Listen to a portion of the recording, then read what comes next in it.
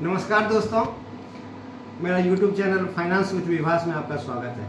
दोस्तों, आज मैं एक नया प्रोडक्ट के बारे में बात करेंगे। वो होगा हमारा एक्सप्रेस क्रेडिट, मतलब पर्सनल लोन। देखिए, पर्सनल लोन बहुत ही बेसिक और नेसेसरी लोन होता है हर एक पर्सन के लिए।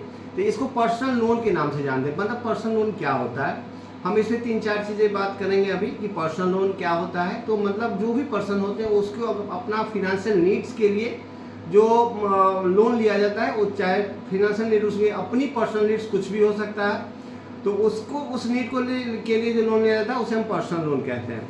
अभी देखिए, पर्सनल लोन में हम अभी 3-4 चीज़ें बात करेंगे।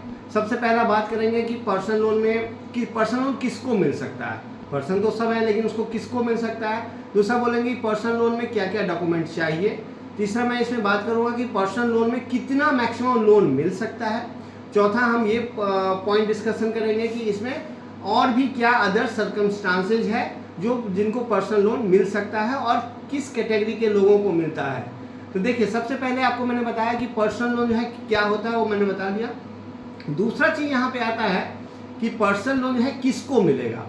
अगर आप गवर्नमेंट एम्प्लॉय हैं, मीन्स सैलरीड पर्सन है, आपकी सैलरी आती है, गवर्नमेंट जॉब करते हैं, चाहे वो स्टेट गवर्नमेंट में हो, सेंट्रल गवर्नमेंट में हो या डिफेंस में हो, कहीं भी आपकी अगर आपकी परमानेंट सैलरी आती है तो आपको पर्सनल लोन मिलेगा। आपकी एलिजिबिलिटी बनती है पर्सनल लोन के लिए। यहाँ पे कुछ लोग ऐसे भी हैं जो मतलब डायरेक्ट गवर्नमेंट सेक्टर में काम नहीं करते, PSU में काम करते हैं या बड़े कॉर्पोरेट में काम करते हैं, तो उनके लिए भी कुछ क्राइटेरिया है जहाँ पे उनको पर्सनल लोन मिलता है। लेकिन डिपेंड करता है कि आपकी जो सैलरी है वो रेपुटेड सैलरी होनी चाहिए, आपकी सैलरी रेगुलर होना चाहिए, और आपकी जो जॉब है वो जॉब की ऑथेंटिसिटी और रेगुलर बेसिस पे जॉब होना चाहिए। तो ये चीज़ अगर फुलफिल करते हैं तो आपको पर्सनल लोन मिलेगा। दूसरा चीज़, अब हम ये आते हैं कि जो डायरेक्ट सैलरी क्लास है, जो गवर्नमेंट एम्प्लॉय हैं, उनको जो सबसे बेसिक नीड होता है वो पर्सनल लोन होता है। अब इसमें क्या है कि रिसेंटली मतलब कितना लोन मिल सकता है। देखिए, सारा कुछ लोन जो पर्सनल लोन आपके सैलरी के ऊपर ही डिपेंड करता है कि आपकी कितनी सैलरी आती है। सैलरी कंपोनेंट अगर आप देखेंगे तो वहाँ पे 2 कंपोनेंट होता है। एक होता है ग्रॉस सैलरी, दूसरा होता है नेट सैलरी। ग्रॉस सैलरी में जो आपकी कंपोनेंट है जितने भी ऐड होकर के आता है नीचे, वो ग्रॉस सैलरी में आता है। नेट सैलरी हम उसको कहते हैं अगर मान लीजिए ग्रॉस सैलरी के अलावा कुछ टैक्स में करता है या आपकी कुछ डिडक्शन है, वो सब काटने के बाद नेट सैलरी कितना आता है, जिसको एक बैंकिंग टर्म में कहते हैं NMI, मतलब नेट मंथली इनकम क्या आपका है। तो EMI डिपेंड करता है आपके NMI पे।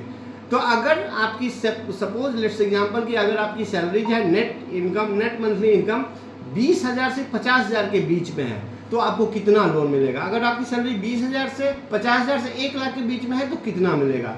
मैं यहाँ पे 3 क्राइटेरिया रखा हूँ कि अगर आपकी सैलरी 20,000 से 50,000 के बीच में आती है नेट सैलरी, तो आपको मैक्सिमम जो है 12 लाख रुपए लोन मिल सकता है। वो सब्जेक्ट टू कि जो आपका नेट मंथली इनकम है उसकी 24 गुना होना चाहिए।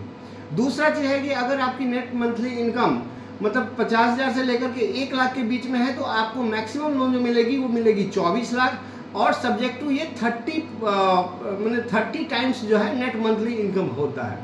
अगर कुछ कस्टमर ऐसे भी हैं हमारे कुछ दोस्त जिनकी सैलरी जो है 1 लाख से 2 लाख के बीच में है, अगर आपकी सैलरी 1 लाख से 2 लाख के बीच में आती है तो आपको जो मैक्सिमम लोन मिलेगा वो मिलेगा 35 लाख, और उसकी जो टर्म एंड कंडीशन मतलब उसका जो क्राइटेरिया होगा वो 30 times of your net monthly income.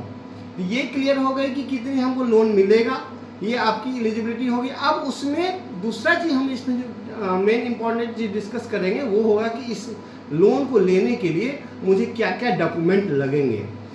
देखिए, बेसिक जब अगर सैलरीड क्लास है तो उसमें सबसे जो प्राइम डॉक्यूमेंट होता है वो होती है आपकी सैलरी स्लिप। अगर आपकी सैलरी स्लिप लास्ट 6 महीने की सैलरी स्लिप चाहिए जिसमें लोन लेने के लिए। उसके बाद अगर आप एम्प्लॉय हैं तो जो आपके एम्प्लॉयर हैं, आपके एम्प्लॉयर इन द सेंस कि जहाँ पे आप काम करते हैं, लेट्स एग्जांपल कि आप कहीं डिफेंस में काम करते हैं या किसी कॉलेज में काम करते हैं, तो जो आपके एम्प्लॉयर हैं वो फॉर्म 16 इशू करते हैं। तो 2 साल का फॉर्म 16 चाहिए और 6 मंथ्स की सैलरी स्लिप चाहिए। बाकी आपका KYC डॉक्यूमेंट जो आधार कार्ड पैन कार्ड लगता है वो ये 3 चीज़ चाहिए उसमें, मतलब क्राइटेरिया में, डॉक्यूमेंट के क्राइटेरिया में। अब यहाँ पे एक क्वेश्चन क्या आता है, कुछ लोगों के पास क्या होता है कि फॉर्म 16 नहीं होता है या रिसेंट ज्वाइन किए तो फॉर्म 16 अवेलेबल है ही नहीं। तो उसके केस में क्या होता है कि अगर ITR है तो ITR से भी कंसीडर किया जाता है। अब क्या है कि कोई कोई लोग ऐसे आते हैं जो बोलते हैं कि सर हम तो इनकम टैक्स की एलिजिबिलिटी क्राइटेरिया में आते ही नहीं है, तो मुझे ITR फाइल करने की ज़रूरत नहीं है, फॉर्म 16 भी नहीं मिलता है, तो क्या उसको लोन मिल सकता है? डेफिनेटली वो डिपेंड करता है आपके बैंक के कंसिडरेशन पे। हर एक बैंक का अपना अपना नॉर्म्स होता है, तो कुछ बैंक इस चीज़ को सजेस्ट करके उसको भी लोन दिया जाता है। अगर आपके पास इनकम टैक्स नहीं भी है और फॉर्म 16 भी नहीं है तो सैलरी बेस पे भी लोन मिलती है। अब यहाँ पे 3 चीज़ होगी, और सबसे अच्छी खबर क्या है आप लोगों के लिए खासकर, कि अभी जो रेट ऑफ इंटरेस्ट कम हो गया है। देखिए ये जो फेस्टिव सीजन चल रहा है उसमें रेट ऑफ इंटरेस्ट जो पहले चल रहा था 12.50, इनफैक्ट आपकी 13% भी चल रहा था, डिपेंड्स अपॉन योर सिविल, लेकिन अभी जो है 10.50 हमारे डिफेंस पर्सन के लिए हो गया है, जो भी डिफेंस पर्सनल है उनके लिए, और जो भी नॉर्मल मतलब कहीं पे गवर्नमेंट सेक्टर में जॉब कर रहे हैं तो उनके लिए 10.75 हो गया है। ये बहुत ही अच्छी खबर है। आई होप कि ये वीडियो आप लोगों को यूजफुल हो, अच्छा लगा और इन्फॉर्मेशन बेस्ड है कि कोई भी अगर एक्सप्रेस क्रेडिट या पर्सनल लोन लेना चाह रहे हैं तो ये वीडियो से उनको मदद मिलेगा। और ये रेट ऑफ इंटरेस्ट अभी बहुत ही यूनिक है, क्योंकि फेस्टिव सीजन चल रहा है, इसीलिए रेट ऑफ इंटरेस्ट की मतलब थोड़ा कंसेशन रेट आया है। तो आई होप ये वीडियो बहुत अच्छा लगा होगा आप लोग को। अगर अच्छा लगा होगा तो प्लीज़ अप्रिशिएट कीजिए, लाइक कीजिए, सब्सक्राइब कीजिए, और फिर हम नए वीडियो के साथ मिलते हैं आपके साथ, जिसमें कुछ अच्छी इन्फॉर्मेशन लेकर के आएंगे, नए प्रोडक्ट के बारे में बताएंगे आपको। Thank you.